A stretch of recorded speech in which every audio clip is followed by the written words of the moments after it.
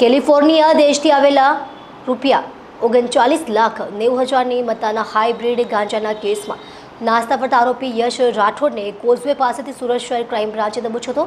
અગાઉ 2 આરોપીઓ પકડાઈ ચૂક્યા છે.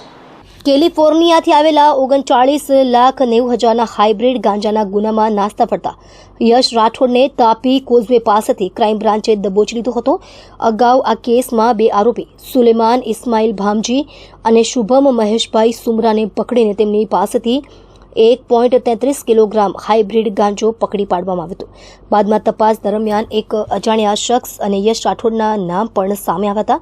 યશ રાઠોડ દ્વારા સ્નેપચેટ અને વોટ્સએપના ડિસપિયરિંગ મેસેજ દ્વારા ગાંજાની હેરાફેરી કરવામાં આવી હતી, જેમાં ઓર્ડર, ડિલિવરી અને પેમેન્ટની ચર્ચા ડિસઅપિયરિંગ મેસેજ દ્વારા થતી હતી. વોટ્સએપ કોલ અને મેસેજ માટે +66ના નંબરનો ઉપયોગ કરાયો હતો, જેથી શક્યતા છે કે આ કેસ આંતરરાષ્ટ્રીય ડ્રગ્સ રેકેટનો એક ભાગ હોઈ શકે.